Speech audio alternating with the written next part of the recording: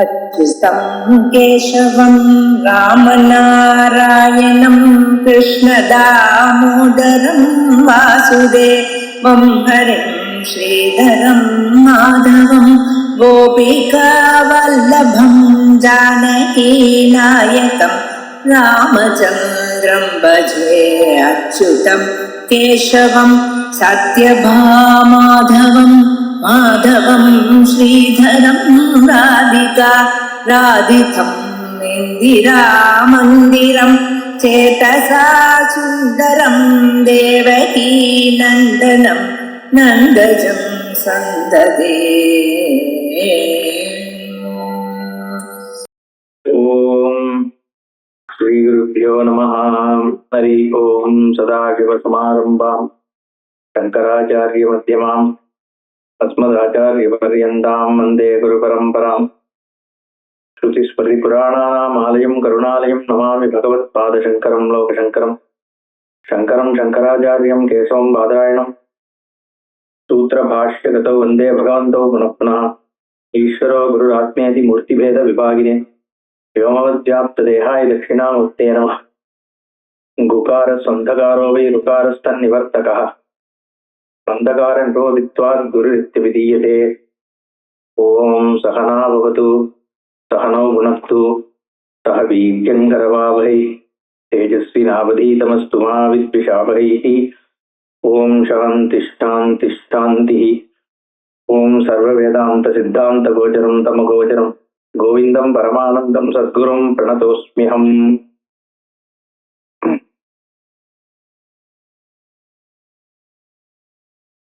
हम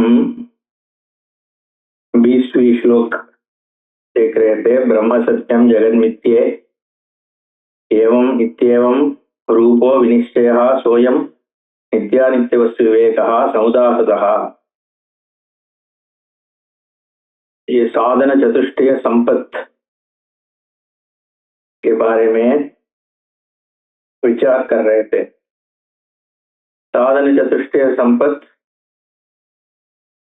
क्या क्या है? उनमें से 4 चीज है। पहली है नित्यानित्य वस्तु विवेक, फिर इहामुत्र फलभोग विराग, तीसरा है समाधि शक्ति संपत्ति, चतुर्थ है मुमुक्षुत्वम।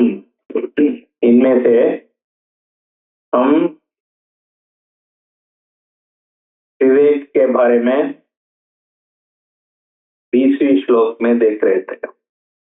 अब 21वीं श्लोक है।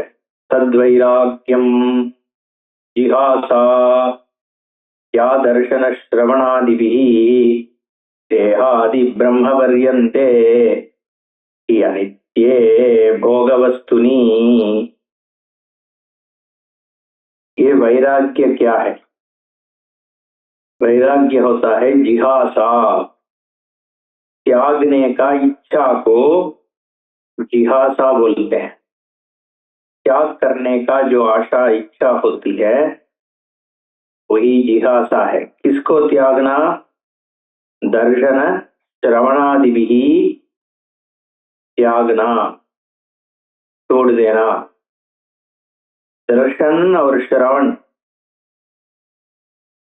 इनसे शुरू करके दर्शन, श्रवण और घ्राण, इस भाग से जो करते हैं उसको दर्शन। कान से श्रवण होता है, नाक से गंध का ग्रहण होता है, और ये जिह्वा से रस का अनुभव होता है, और त्वक के शरीर से जो टच, तो क्या बोलते हैं, टच का अनुभव होता है, छूने का। तो ये 5 जो ज्ञानेंद्रिय का अनुभव है उनमें उनको त्यागना। उनको कैसे त्याग कर सकते हैं? क्या त्याग करना चाहिए, छोड़ देना चाहिए कि देहादि ब्रह्म पर्यंतम भोग वस्तुनि, जो भोग का वस्तु ये बाहर से हमें अपने इंद्रियों को मिलता है, उन वस्तुओं के ऊपर एक जो नित्यत्व बुद्धि है कि ये सब मुझे आनंद देगा, इन चीजों में मेरा सुख है, ऐसे करके मैं इनके पीछे जब पड़ा रहा हूं, उनसे बाहर निकाल के बुद्धि को जो सही विषय है उसमें रखने का ही वैराग्य बोलते हैं। जो भी चीज है उन चीज का यथा शक्ति को पहचानना, ये पहचान के उसके लिए जितना भी जरूरत है उतना रखना चाहिए, लेकिन उन चीजों विषयों के ऊपर बहुत अधिक आशा रखना, बांधव्य रखना, चाहत रखना, ये सब उचित नहीं है। क्योंकि जब वो चाहत रखेंगे उनका जो असली स्वरूप है उससे अतीत जाके उनमें बहुत शोभनाध्यास करके उसी में अपने बुद्धि को बनाए रखेंगे, तो वही हमें खींच के ले जाएगा।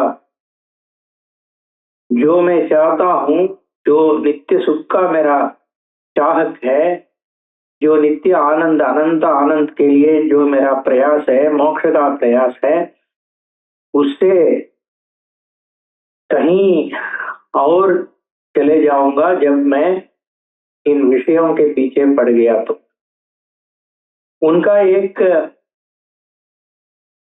स्वभाव है कि हमें वो खींच के ले जाएगा कहीं। असंशयम महाबाहो मनो दुर्निग्रहम चलम, ऐसे भगवान भगवत गीता में बोलते हैं।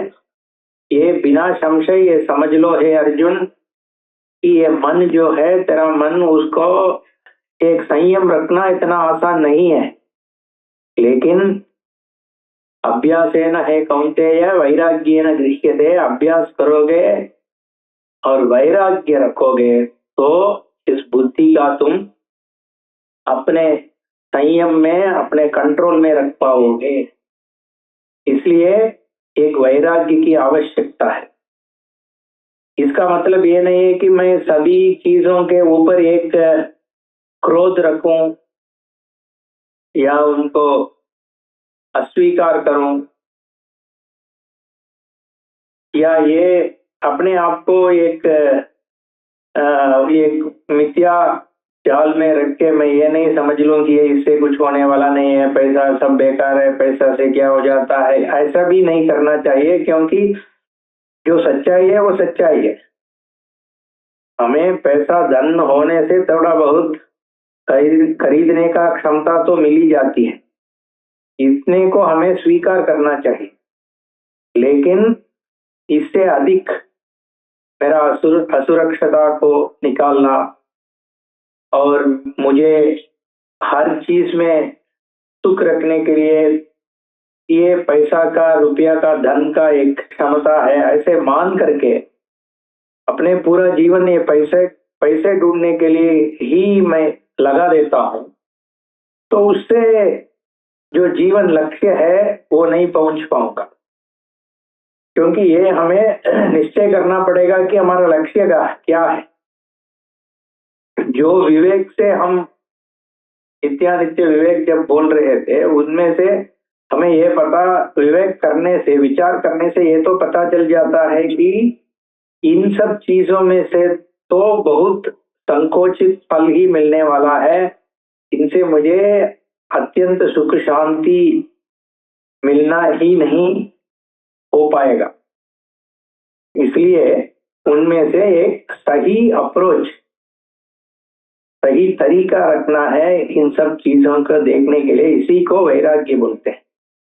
जो विषय है, अपने इंद्रियों का विषय जो है, उनको सही ढंग से देखना वैराग्य है, भोग वस्तु। अब 22वीं श्लोक। विरज्य विषय व्रातात् दोष दृष्टिया मुहुर्मुहुः स्वलक्ष्ये नियतावस्था मनसश्चमुच्यते। ये तीसरा है समाधि षट्क संपत्ति। ये 6 संपत्ति है जो अपना गुण है। 6 गुण नियम अपने मन को एक कंट्रोल में रखने के लिए ये 6 चीजों की आवश्यकता है। उनमें से पहला है क्षमा। क्षमा का मतलब है मन को नियंत्रित करना, मन को अपने लक्ष्य में रखना, कहीं और चलने से उसको संयम बना के अपने ही लक्ष्य में रखने को हम क्षमा बोलते हैं। विरज्य विषय व्रातात्, जो विषयों में प्रवृत्ति है उससे निकाल के दोष दृष्टिया, उनमें जो दोष है वो देख के मुहुर्मुहुः, बार बार ये देखना चाहिए। इससे एक बार ये विचार करने से ये काम नहीं चलता है। एक बार इधर क्लास में कक्षा में बैठ गया और मैं ये बात सुन रहा था, अब मुझे ये समझ में आ गया कि इन सब चीजों में से कुछ होने वाला नहीं है, ठीक है, अब इसके बाद मेरा क्षमा हो गया, ऐसा नहीं हो सकता है। क्योंकि बार बार वो अपने आप मेरा मन तो अपनी विषय के ऊपर चली जाती है, बिना जानते हुए, बिना मेरा कंट्रोल में ये अब मन अपने आप कहीं चले जाती है ना। अब इधर बैठे हुए भी अपना मन तो इधर उधर घूम रहा है।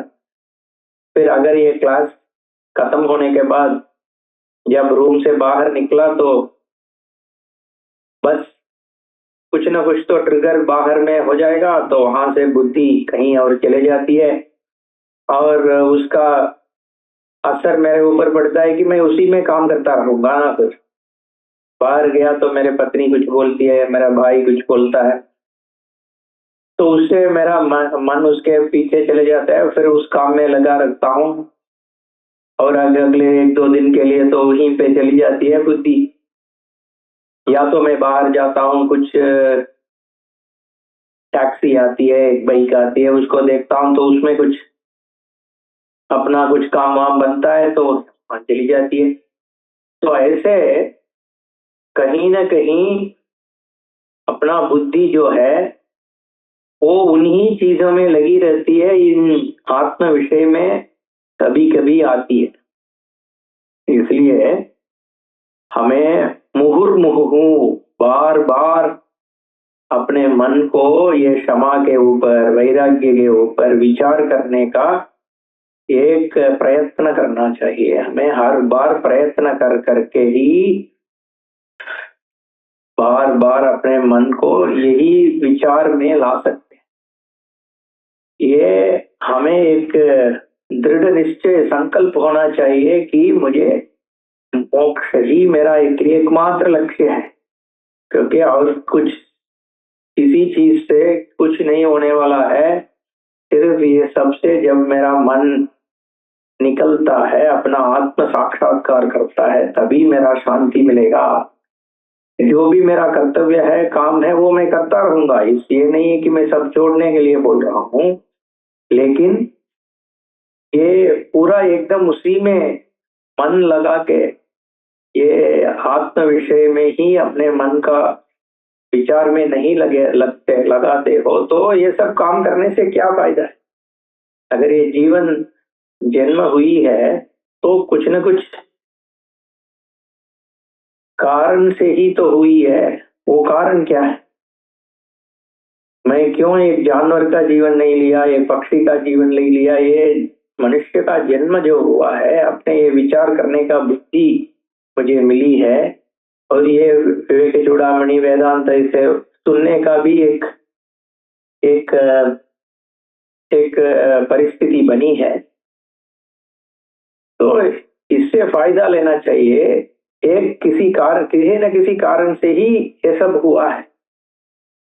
अब इनको उपयोग करके मुझे मोक्ष का लक्ष्य प्राप्त करना मेरे लिए उचित होगा, ऐसे मुझे मानना चाहिए। उस मान्यता के बाद जब मैं अपना काम करता हूँ उस समय वो काम के सिवा जब जब मुझे समय मिलता है तो ये विचार करके मेरा मन को विषयों से बाहर निकाल के आत्म वस्तु का विचार में, ये शास्त्र विचार में लगा देना, इसी को शमः बोलते हैं। मन का संयम रखना। संयम माने ये कोई बोलते हैं कि मनोनाश, मन का पूरा नाश कर दो। अरे मन का नाश कर भी नहीं सकते हो, अगर कर भी लिया तो क्या फायदा है। जो मनुष्य जो बने हो तो हमारे लिए ये मन बुद्धि इनसे प्रॉब्लम नहीं है, ये सब टूल्स है, कारण है। अगर तुम सही ढंग से इसका उपयोग करोगे तो ये बहुत बड़ा शक्ति है। ये भगवान का जो दिया हुआ शक्ति है, उनमें मन भी है, बुद्धि भी है, और ये सब इंद्रिय जो है सभी भगवान ईश्वरीय शक्ति जो दी हुई है। उन शक्ति को हम ईश्वर को पाने के लिए उनको उपयोग करना, यही सही रास्ता है। हमें इस ढंग का विचार करना चाहिए, करके हमें पूरा लग देना चाहिए कि हमें ऐसा एक शरीर मिला है, ऐसा एक बुद्धि मिली है, ऐसे परिस्थिति भी बन गई है, आजकल घर में बैठ के वेदांत सुन सकते हैं, तो इससे मैं कैसा अपना मोक्ष का लक्ष्य पालूं, ऐसा हमें दृढ़ संकल्प करके इसमें अपना विचार का, अपना सब कुछ लग देना चाहिए। क्योंकि दोबारा अगर ऐसा एक परिस्थिति मिलेगा कि नहीं, हमें क्या पता, दोबारा अपना जन्म इस देश में हो, हमारा बुद्धि भी ये सब सुनने का क्षमता रखे, और ये परिस्थिति भी हो, कोई सिखाने के लिए, पढ़ाने के लिए कोई तो हो, ऐसा होगा कि नहीं हमें क्या पता है। अब तो एक मौका मिली है तो इसका बलपूर्ण उपयोग करके मोक्ष का लक्ष्य तक पहुंचना ही हमारा कर्तव्य है, यही हमारे लिए भलाई है। ऐसा दृढ़ संकल्प से हमें यह श्रम बनाना चाहिए। तो लक्ष्य नियतावस्था, अपने लक्ष्य में लगे रहना, उस लक्ष्य में, लक्ष्य प्राप्ति के लिए मन को लगाना, यही शम बोलते हैं, शम उच्यते। फिर 23 विषयेभ्य परावर्त्य स्थापनम स्वस्वगोलगे उभयेषामिन्द्रियाणां सदमः परिकीर्तितः बाह्यानालम्बनम वृत्तेरेषोपरि उपरितिरुत्तमा। इस श्लोक में 3 लाइन है और उनमें 2 चीज के ऊपर व्याख्या है। एक है दमः, दूसरा है उपरति। दोनों एक साथ ही है, क्योंकि दम होता है इंद्रियों का निग्रह, क्षमता मन का, बुद्धि का निग्रह, और दम होता है इंद्रियों का निग्रह। अगर तुम्हें बुद्धि मन का नियम नहीं कर पाओगे तो कम से कम इंद्रियों का नियम कर लो। मन में अगर बुरी विचार आती है तो भी वो विचार को कार्यान्वित करना तो अपना इंद्रियों से होता है। ज्ञानेन्द्रिय, कर्मेंद्रिय ही वो बुरे विचार का कार्यान्वित करती है। उसको अपने नियम संयम रखो, वो जो दुष्ट बुद्धि है उसका कार्यान्वित क्रियान्वित मत करो। वो एक बात है। दूसरी बात है विषयेभ्यः परावर्त्य। ये जो विषय है, बाहर की चीज है, उनमें से अपने इंद्रियों को जितने समय तक उनमें से निकाल के स्वस्थ गोल के स्थापनम, अपने जगह में रख पाओगे उतना अच्छा है। कूर्मोंगानीव सर्वशः, ऐसा भगवत गीता में भगवान बोलते हैं कि जैसे एक कूर्म टार्टाइस अपने हाथ पांव को अपने पास ही रख लेता है अंदर, वैसे ही तुम अपने इंद्रियों को उनके विषयों से निकाल के अपने पास रखो, जितने संभव हो उतना करो। क्योंकि हम तो गृहस्थ है या तो ब्रह्मचारी है, कुछ भी है, अपने लिए काम है, खाने के लिए कुछ तो व्यवस्था करना पड़ेगा, अपने परिवार के लिए काम तो करना ही पड़ेगी। जो भी काम आवश्यक है वो करके उसके सिवा और जो समय हमें मिलता है ना, हर सबको मिलता ही होगा, ये नहीं कोई भी 100% काम ही करता रहता है, ऐसा कभी नहीं हो सकता। जो भी समय मिलता है उन समय में इंटरनेट बिना देखे, टेलीविजन बिना देखे, कुछ मैगजीन बिना पढ़े अपने इंद्रियों को अपने पास ही रखो, बाहर मत ढूंढो। बाहर चीजों विषयों में कुछ आनंद नहीं है, वो जो आनंद है वो सब बहुत सीमित आनंद है, और सीमित आनंद भी देता है लेकिन उसके साथ बहुत दुख भी देता है, और हमें ये जो लौकिक विषय में घुमा भी दे देता है, अपने का अपहरण करता है। हरंति प्रसवम मनः, ये जो इंद्रिय है मन को भी प्रसवम, ये बलबूत, ये मन को वहां से अपने स्वरूप से निकाल के विषयों के ऊपर पेच देती है। इसलिए जो है हमें जितने संभव हो उतने अपने साथ अपने इंद्रियों को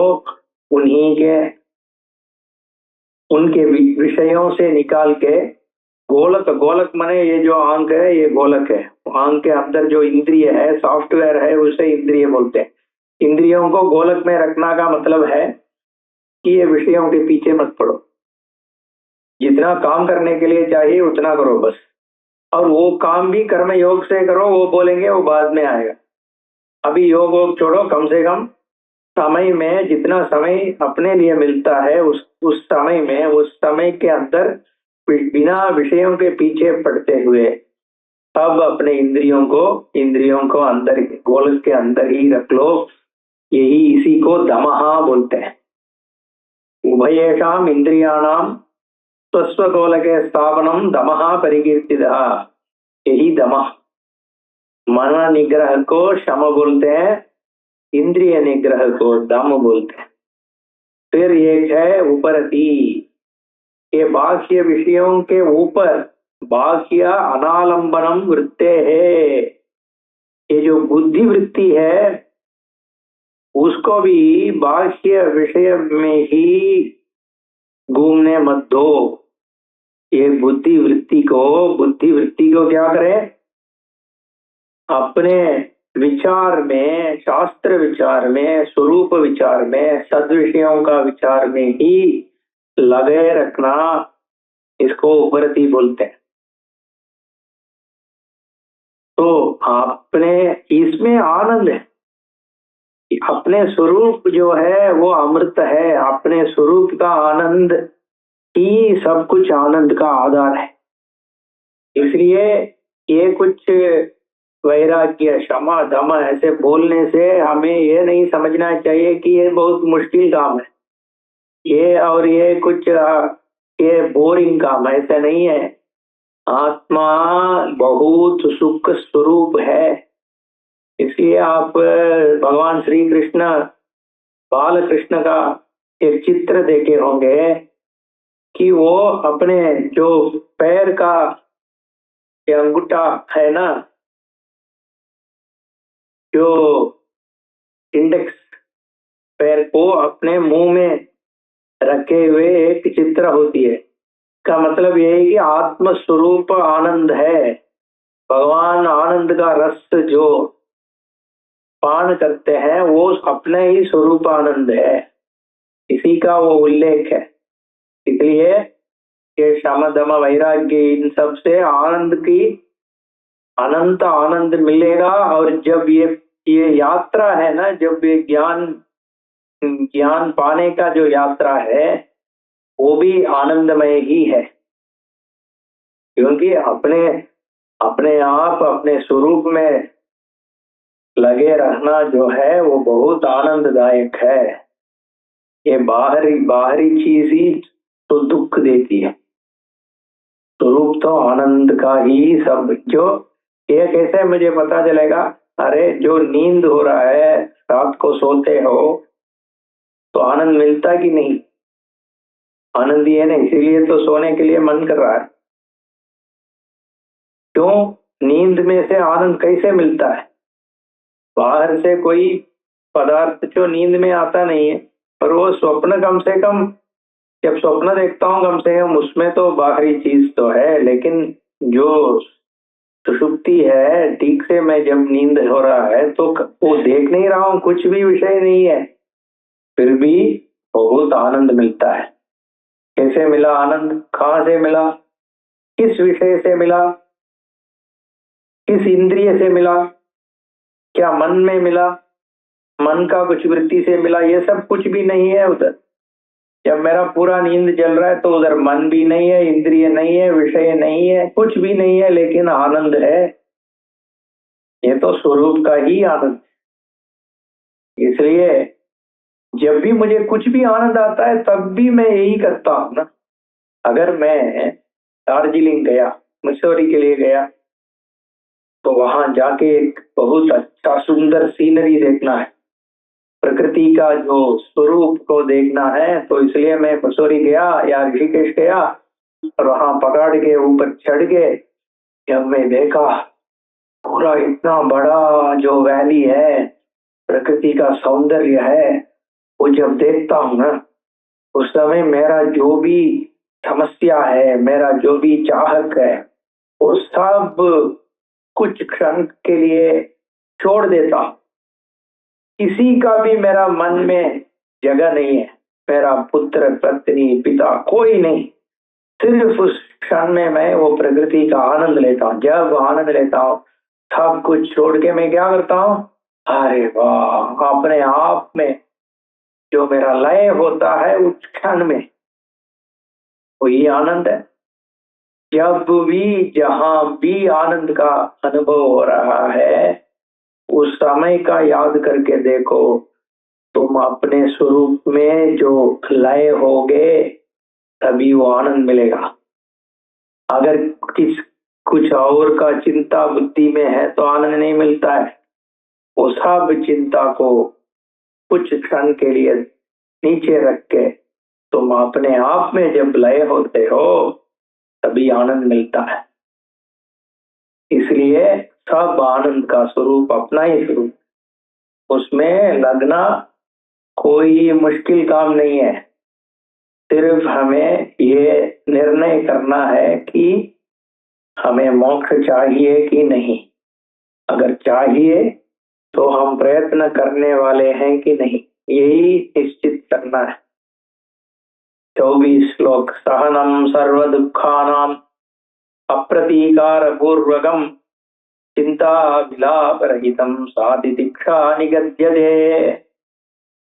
सभी दुखों का सहन करना, सर्व दुखानाम सहनम, क्योंकि ये सुख और दुख जो लौकिक सुख और दुख है उसके ऊपर मेरा कुछ अधिकार नहीं है। मैं इसको कुछ होने से, हो जाने से, पूरी कंट्रोल से मैं उसको स्टॉप नहीं कर पाऊंगा। जो भी होना है वो होते रहेगा ना। अपना यत्न करना चाहिए कि जो भी मुझे करना है वो मुझे करना ही चाहिए, लेकिन ये कोई कुछ सुनिश्चित नहीं है, निश्चय नहीं है कि मेरे करने से, कुछ करने से बदलाव हो ही जाएगा, ऐसा नहीं है। कभी कभी दुख जो हो ही जाता है, परिस्थिति बन जाती है जहां दुख होता है। उस दुख को और ये शीतोष्ण जो भी है, इस हमारा देश शरीर में भी बहुत कुछ आ जाता है ना, प्रश्न आ जाती है, तो ये सब क्या कर पाओगे? डॉक्टर कुछ तो पेन किलर देगा, ये देगा, लेकिन पूरी स्वस्थता तो मुश्किल है ना। हर एक के लिए कितने दिन स्वस्थ रह पाओगे। तो इसलिए उसको सहन करना आवश्यक होता है, लेकिन वो सहन करने के समय अंदर से रोना नहीं चाहिए। अप्रतीकार पूर्वकम उसका सही ढंग से देखना है कि ये सब कुछ भगवान है, ईश्वर की देन है, वो समझ होना चाहिए। ये ऐसे ही नहीं हम मान रहे हैं, ये सच है, क्योंकि इस शरीर तो भगवान से दिया हुआ है, परिस्थिति दी हुई है, और ये सुख दुख जो बन जाती है वो ईश्वर की ही देन है। हम कोई कुछ नहीं कर सकता। कोविड आया, कौन क्या कर पाता? अमेरिकन प्रेसिडेंट कुछ कर सकता है? भारत का प्रधानमंत्री कितना कर पाएंगे? एक बीमारी आ गई तो क्या क्या कर पाएंगे? आपदा आई है, क्या कर सकते हैं? थोड़ा बहुत तो कर सकते हैं, लेकिन उन रोक नहीं सकते हैं ना कुछ। इसलिए ये सब तो भगवान का ही है, जो होना है वो भगवान करेंगे, तो हमें क्या कर पाएंगे? सब सब अभी यही समझ लेना चाहिए कि ये सब कुछ कर्मवशात हो रहा है, यही तो कर सकते। तो ये होना ना होना ये हमारे हाथ में नहीं है, लेकिन जो भी हो रहा है उसको मैं कैसे, उस परिस्थिति का मैं कैसे सामना कर पाऊं, उस परिस्थिति में मैं अपना मन को कैसे रखूं, ये तो मेरे हाथ में है ना। ये कैसे मेरे हाथ में? क्यों? जब मेरा अपना दृष्टि का परिवर्तन कर लेता हूं कि मैं, ये सब भगवान ही है, जो नियति है वो भगवान है,